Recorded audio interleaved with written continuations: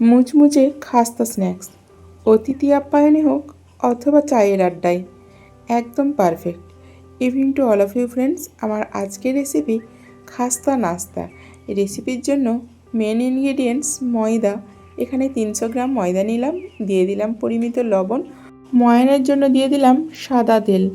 এরপর হাতে করে খুব ভালোভাবে মিক্স করে নেব।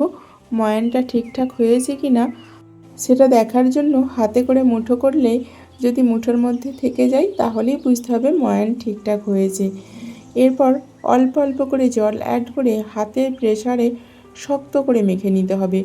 একেবারে জল ইউজ করা চলবে না, তাহলে নরম হয়ে যেতে পারে। সেই কারণে অল্প অল্প করে জল অ্যাড করে যতটা সম্ভব প্রেসার দিয়ে খুব শক্ত করে মেখে নিতে হবে। এতে করে নাস্তাগুলো অনেক মুচমুচে, অনেক কুরকুরে হবে। দেখুন বেশ অনেকটাই শক্ত হয়েছে। এখন আমি ময়দাটা রেস্টে রেখে দেবো সেটিংয়ের জন্য। এরপর এখন উনানটা জেলে নিয়েছি, বসিয়ে দিলাম একটা কড়াই। কড়াইটা খুব ভালোভাবে গরম হলে দিয়ে দিলাম পরিমিত সাদা তেল। তেলটা মিডিয়াম গরম হলে দিয়ে দিচ্ছি ফোড়নে 5 ফোড়ন। এরপর দিয়ে দেব সামান্য পরিমাণে হিং। যদি তেলটা ওভারহিট হয়ে থাকে হিংটা জ্বলে যেতে পারে, সেই কারণে সামান্য গরম হলেই ফোড়নগুলো দিয়ে দিতে হবে। এখন দিয়ে দিলাম পরিমিত হলুদ। এরপর দিয়ে দিলাম আদা বাটা।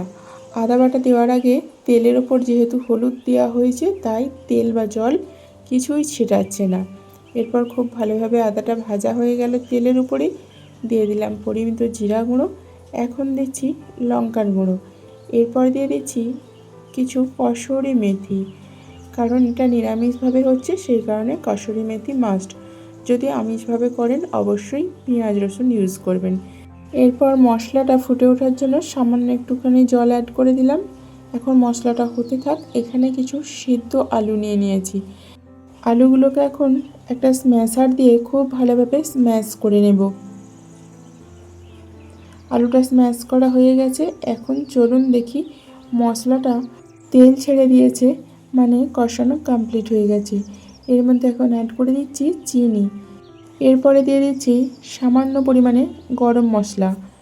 এরপরে দিয়ে দেব কিছু চীনা বাদাম। বাদামগুলো ভাজা বাদাম, তাই মশলা কষানোর পর দিলাম।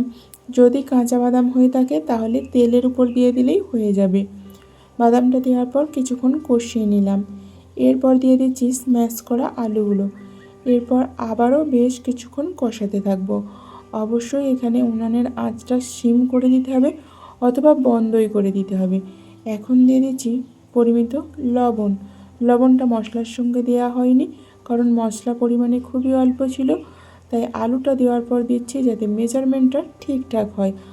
আলুর পরিমাণে লবণটা দিলাম। চিনিটা আগে দিয়ে দেওয়ার কারণ হচ্ছে যাতে চিনিটা খুব সহজেই গলে যায়, তাই মশলার সঙ্গেই চিনিটা দিয়ে দিয়েছিলাম। এরপর বেশ কিছুক্ষণ নাড়াচাড়া করে আলুটা এরকম ডো করে নিতে হবে। দেখেই বোঝা যাচ্ছে কতটা স্মুথ হয়েছে আলুটা, আর মশলাটা পারফেক্টলি মিক্সও হয়ে গেছে। এখন ঢেলে নিলাম, ঠান্ডা করতে দেব। এখন ময়দার কাজটা করে নেব। ময়দাটা রেস্টে ছেড়ে দিয়েছিলাম যতক্ষণ আলুটা রেডি করছিলাম। এখন ময়দাটা খুলে নিয়েছি, আবারও কিছুক্ষণ মথে নেব। অনেকটাই সেট হয়ে গেছে, অনেকটাই নরম হয়ে গেছে, যদিও বা অনেকটাই শক্ত করে মাখানো হয়েছিল। এখন 4টে লেচি কেটে নিলাম। এরপর হাতে করে প্রেস করে এইরকম করে গুটি করে নিলাম। এরপর একটা চাকিতে ময়দা ছড়িয়ে নিলাম। শুকনো অবস্থায় রুটিগুলো বেলে নিতে হবে, তাহলে বেলতেও সুবিধা হবে আর একটা পারফেক্ট সাইজ হবে। একটু মোটা মোটা করেই বেলতে হবে। এই রকম করে রুটিগুলো বেলে নিলাম। এখন আমি যে আলুর পুরটা বানিয়েছিলাম ওটাই দিয়ে দিচ্ছি চামচের সাহায্যে। এখানে রুটিটা বেশ বড় করেই বেলা হয়েছে, তাই 4টে আলুর পুর দিয়ে দিলাম।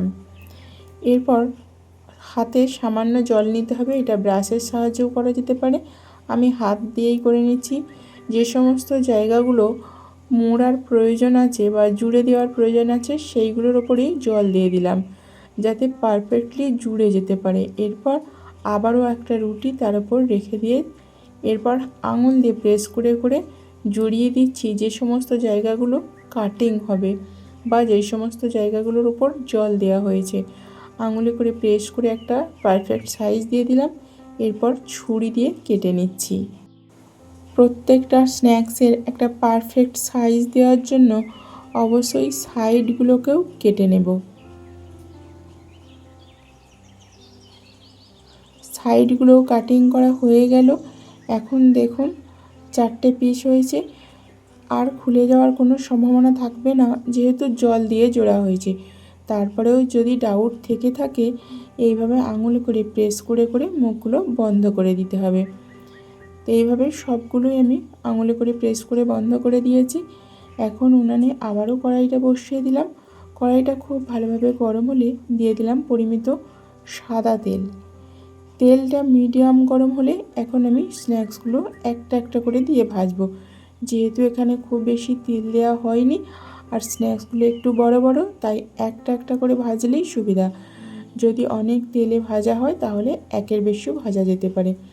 তো যেহেতু সবটা ডুবছে না, তাই আমি এইভাবে তেলটা তুলে তুলে দিচ্ছি। এরপর উল্টে পাল্টে ভেজে নিতে হবে। অবশ্যই উনানের আঁচটা যতটা সম্ভব মিনিমাইজ রাখা যায় ততটাই ভালো। দেখুন কতটা পারফেক্টলি লাল লাল করে ভাজা হয়েছে।